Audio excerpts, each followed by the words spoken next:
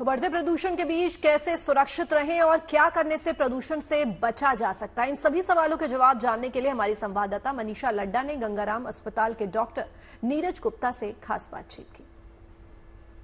सर्दियां आने से पहले प्रदूषण का स्तर बढ़ने लगा है। AQI लेवल 200 के पार कहीं ना कहीं इलाकों में जो है पहुंच रहा है।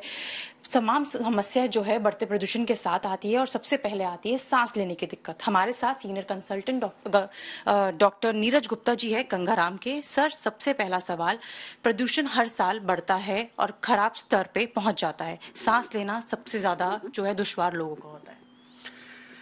आपने बिल्कुल ठीक कहा मनीषा जी। हमें ये समझना है कि प्रदूषण क्या है।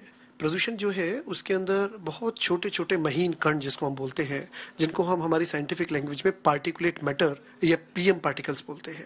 ये PM पार्टिकल्स या पार्टिकुलेट मैटर बहुत सारे कारणों की वजह से हवा में, वातावरण में आ जाते हैं और जब ये पार्टिकुलेट मैटर आते हैं तो ये प्रदूषण को बढ़ाते हैं। इसी तरीके से पार्टिकुलेट मैटर के अलावा कुछ और पार्टिकल्स हैं, जैसे ओजोन है, नाइट्रोजन ऑक्साइड्स हैं, सल्फर ऑक्साइड्स हैं। ये सारे के सारे कई डिफरेंट रीजन से, कई डिफरेंट सोर्सेज की वजह से एनवायरनमेंट में, हवा के अंदर घुल जाते हैं और ये प्रदूषण को बढ़ाते हैं। PM 2.5 पार्टिकल होते हैं, ये सांस की नली के अंदर जाते हैं। तो नॉर्मली आपकी हमारी सांस की नली कुछ इस तरीके से खुली होती है जिसके अंदर हवा आती है, जाती है, कोई समस्या नहीं होती। लेकिन पॉल्यूशन के समय में ये समस्या कुछ इस तरीके से हो जाती है। अगर आप देखेंगे तो दोनों नलियों के बीच में आपको अंतर नजर आएगा कि ये जो नली है जो लाल रंग के अंदर से हो गई है और जिसके अंदर जो सांस का रास्ता है वो बहुत कम रह जाता है।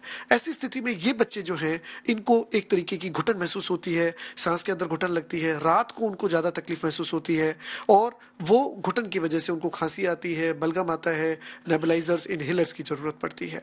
घरों के अंदर धूप बत्ती, अगरबत्ती, बल्कि रेगुलर दैनिक प्रक्रिया के तौर के ऊपर भी इन चीजों का इस्तेमाल किया जाता है और ये काफी हानिकारक प्रक्रिया है। एक धूप बत्ती को जब जलाया जाता है तो उसके जलने पे लगभग 125 सिगरेट के बराबर धुआं निकलता है।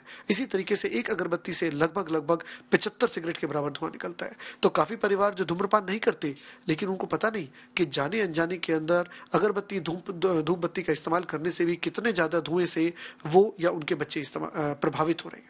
अब आपने प्रश्न पूछा बचाव के लिए, तो बचाव वही है, घर के अंदर कोई भी इंसान, कोई भी व्यक्ति धूम्रपान किसी भी किस्म का नहीं करे। घर के अंदर धूप बत्ती, अगरबत्ती का इस्तेमाल न करें। जो स्ट्रॉन्ग स्मेल वाली चीज़ें हैं, जैसे परफ्यूम्स हैं, किसी तरीके के इत्र हैं, जो अच्छी सुगंध या खराब दुर्गंध जो हैं, इन चीज़ों का जो इस्तेमाल है वो चीज़ें नहीं करनी चाहिए। घर के बाहर जब हम जाते हैं तो पोल्यूशन की मात्रा जैसे जैसे दिन बढ़ता जाता है वैसे वैसे बढ़ती जाती है। तो अगर आपको घूमने जाना है तो मॉर्निंग में, सुबह का समय सैर के लिए सबसे अच्छा होता है। बच्चों को खेलना है तो सुबह का समय सबसे अच्छा होता है। दोपहर और बाहर शाम का समय जो है वो आउटडोर एनवायरनमेंट में प्ले करने के लिए नहीं है, आउटडोर में जाके घूमने के लिए, सैर करने के लिए नहीं है। अगर दोपहर में या शाम को किसी को बाहर जाना है तो मास्क का इस्तेमाल करें, मास्क लगाकर बाहर जाएं, वो हमारे लिए बहुत जरूरी है।